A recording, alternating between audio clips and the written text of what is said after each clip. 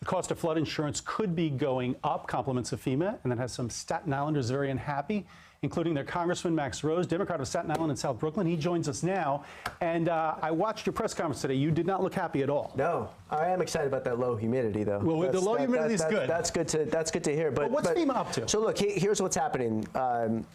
The FEMA recently announced that they're going to be engaging in risk rating 2.0. They're going to announce a new flood insurance plan that's supposed to be highly analytical, targeted. It's all in the shadows, all led by faceless bureaucrats that do not care about hardworking Americans. And what it's going to result in is potentially skyrocketing flood insurance bills, and we are not going to allow for it to happen. I asked FEMA to sit down with me and talk. They said yes. Since then, they've been tone deaf. So now we're going public with our complaints. And this just isn't Staten Island, it's really the whole country, and so that includes all of Long Island. Anyone watching this, basically. Every hardworking American that when they wake up and they can see the water, this is going to potentially negatively affect them. And then let's layer on top of this. Every time it rains for longer than 30 minutes on Staten Island, our streets are flooded. Government's not working for us, and now they're going to increase our costs. It's utterly ridiculous. Speaking of flooding, Sandy 7 years ago, but we know how Staten Island was devastated. Absolutely, the coastlines, the flooding, et cetera, the deaths. I spoke to you about 7, 8 months ago in your office, right after you started, and you said seawall. I was nervous. I was a little nervous too. You know, Max, Congressman Rose, is a no BS guy, but I got to warn you, there's no 7-second delay today. Okay, just so you know. But the seawall, where does it stand now? So I know there's been some progress. Yes, no, there's been substantial progress because now we live in a day where it's not if the next superstorm will happen, it's when. Now, this seawall that we're building on the east shore of Staten Island was tied up in bureaucratic limbo. The city couldn't agree with the state, couldn't agree with the federal government. We got all of these obstructions, this ridiculous bureaucracy. We got to eliminate it with a piece of legislation. We're going to be breaking ground, if not at the end of this year, certainly early next. We're going to get this seawall built so we can actually protect people and guess what? Avoid this. And now the flood insurance bills are going to go down once that project's complete.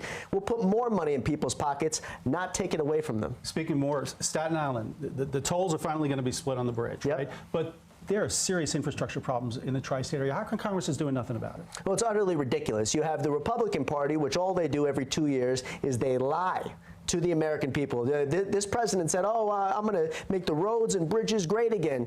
It was total BS. All they did was give tax cuts to the wealthiest amongst us. What the Democratic Party has to do, though, is they have to put a firm marker in the ground and say, this is what we are about. The House has got to pass a multi-trillion-dollar infrastructure bill that is 21st century in nature, and then we're going to put a very simple question before Mitch McConnell and Donald Trump, and that is, whose side are you on? Special interests or hardworking Americans? All right, speaking of Donald Trump, as we look at the bridge, which the tolls will finally be split so the trucks can't take the one-way route. It's very important. For years. Thousands of vehicles are going to take off the road in the mornings.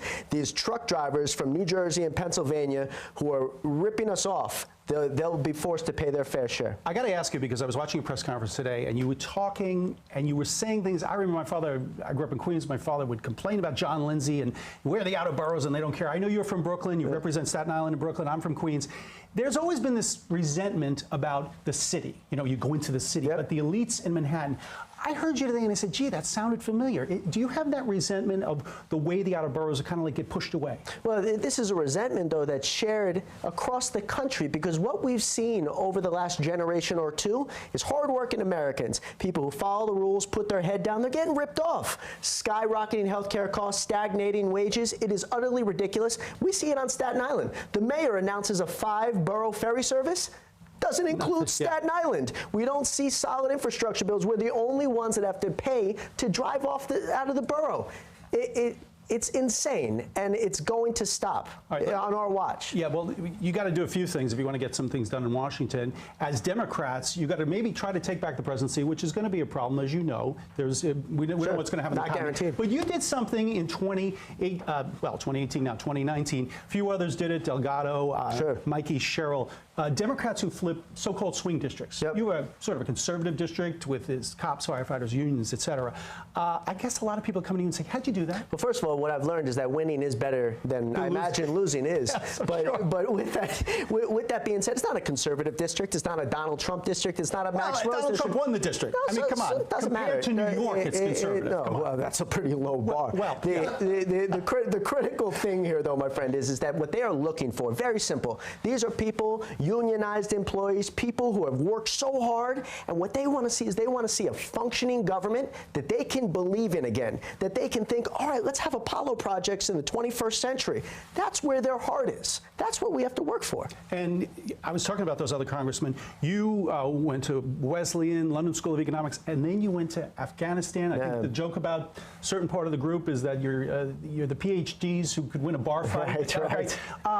How do you live in two worlds there? Is that good for you or bad for you? So look, I don't have a PhD and I've never won a bar fight. So we're going to research that. Let's just clarify the record here. But I do think that as we start to look back on these first 2 decades of the 21st century, what we see in terms of the men and women who went overseas and fought, or the diplomats, is this is a generation of people. And look, I deployed once. It's nothing compared to people 4, 5, 6 times, my friends, that have accomplished unbelievable things. We should start seeing that here at home now, because we have serious challenges: infrastructure, the economy, climate change, and we as a country have to rise to that challenge. And help the vets get jobs. And we have the human capital to get it done. All right. Max Rose, Congressman, 11th District, Staten Island, Brooklyn, thank you for coming in. Thank you. Enjoy the rest of your summer. We appreciate it. Thank you. And we can tell you, coming up on CBSN New York, continuing coverage of this story and many more stories.